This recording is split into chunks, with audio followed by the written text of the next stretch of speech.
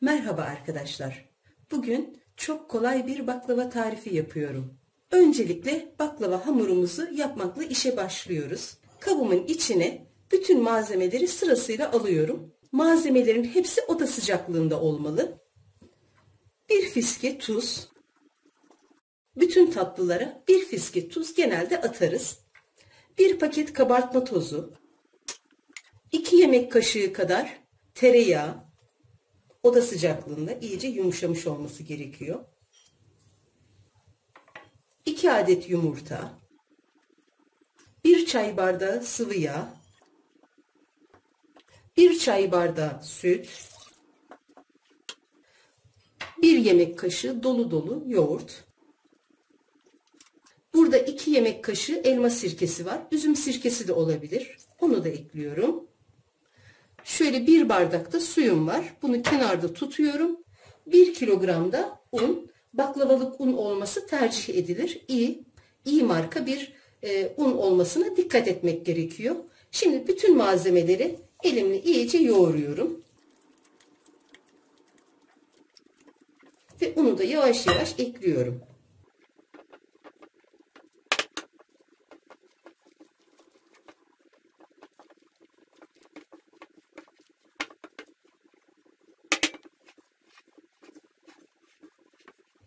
Şimdi suyumu azar azar ekliyorum.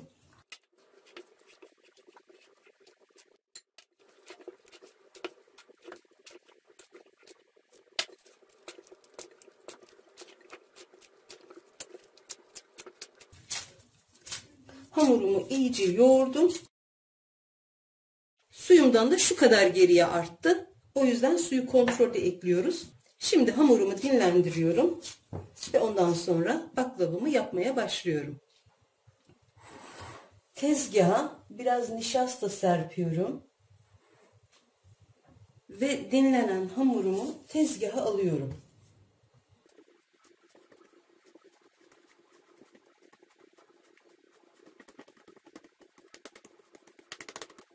Hamurumu 4 eşit parçaya bölüyorum.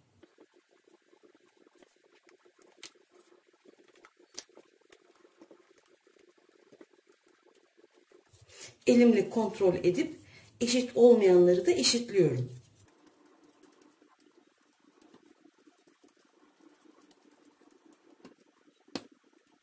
Hamurlarımı tepsiye alıyorum. Ve ilk hamurumu açmaya başlıyorum.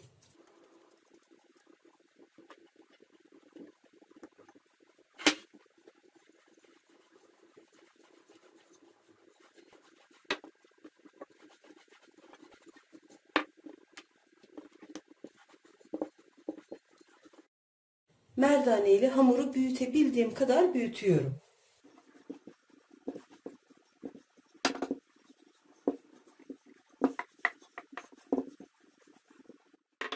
Bu kadar yeterli. Şimdi iyice nişastayla kaplıyorum. Bol nişasta kullanabiliriz bu baklavada. Katların birbirine yapışmaması için nişastayı bol kullanıyoruz. Şimdi ortaya doğru ilk katımı attım.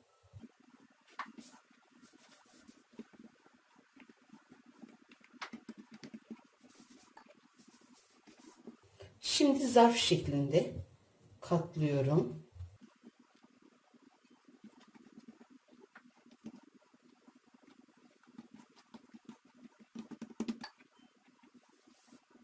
Ve tekrar katlıyorum.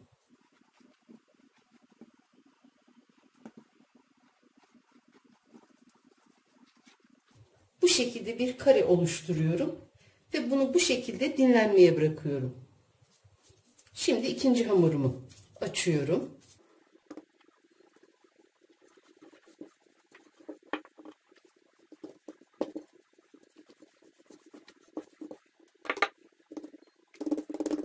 Şimdi tekrar bolca nişasta serpiyorum.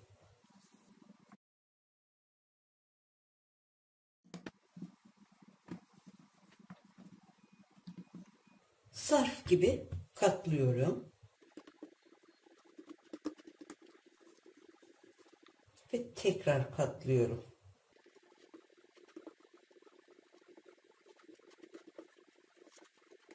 Ve bunu da dinlendiriyorum. Hemen diğer bezeme geçiyorum. Üçüncü hamurumu katlıyorum. Tekrar bir zarf şekli oluşturuyorum. Ters çeviriyorum.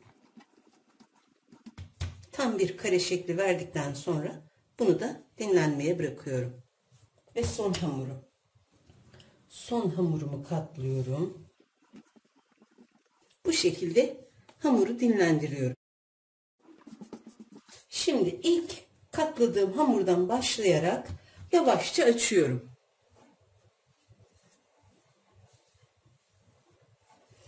Beklettiğimiz zaman hamur o nişastayı içine de hapsediyor ve böyle açmamız daha kolaylaşıyor.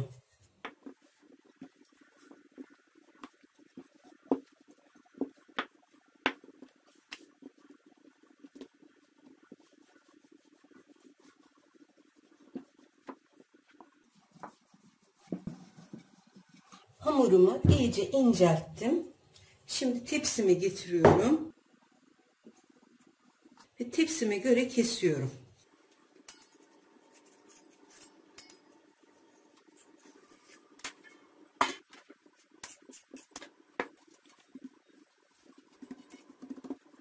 Parçaları da içine yerleştiriyorum.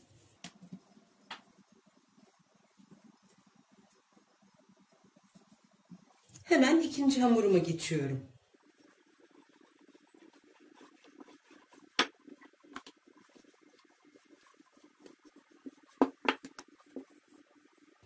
İkinci hamurumu da açtım.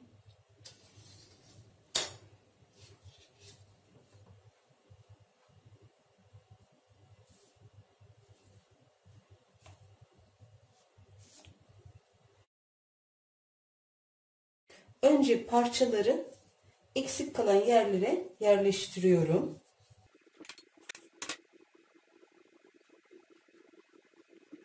Şimdi bütün parçayı da üstüne koyuyorum.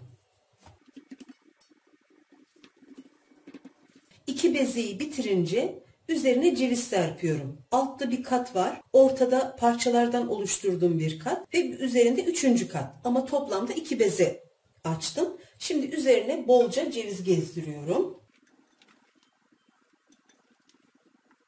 İri parçaları seçiyorum içinden. Şimdi diğer hamurlara geçiyorum.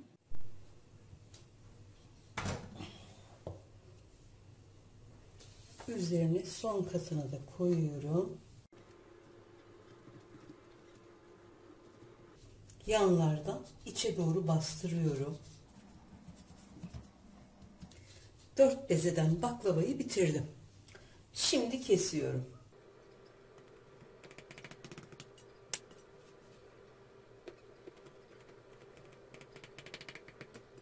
Şimdi şöyle ortadan düz bir çizgi.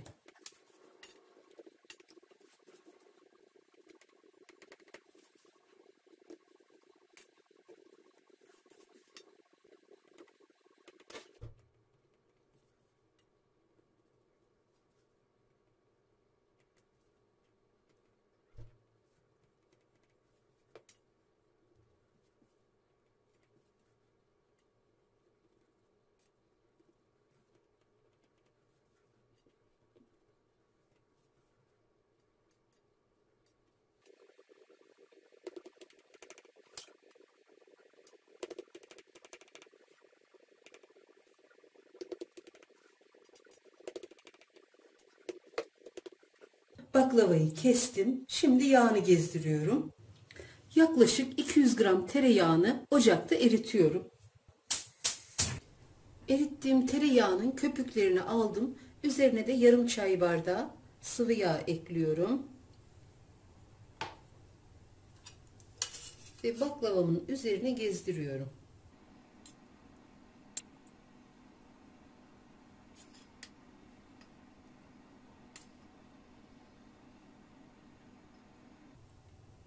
Dibinin tortusunu da eklemiyorum.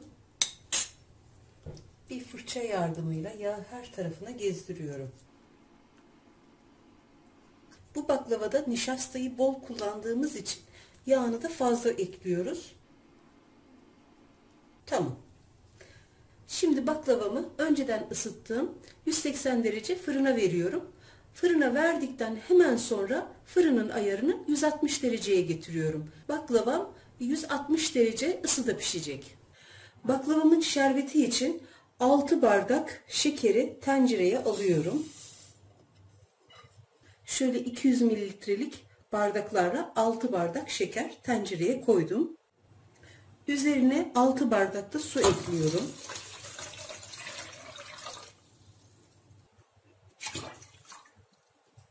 Şöyle bir dilim de limon sıkıp ocağa alıyorum. Şeker eriyene kadar karıştırıyorum. Şerbet kaynamaya başladıktan sonra süre tutuyoruz. Tam 15 dakika boyunca harlı ateşte şerbeti kaynatıyoruz. 15 dakikanın sonunda şerbeti ocaktan alıp soğutuyoruz.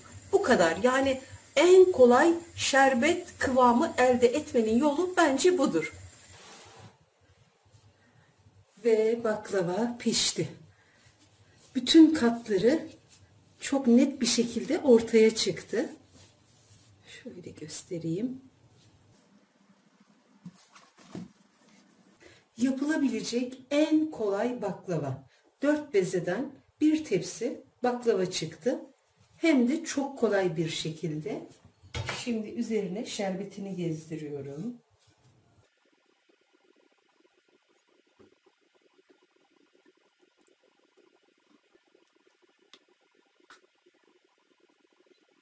Şerbetini biraz çekti. Şimdi de üzerine toz fıstık koyuyorum.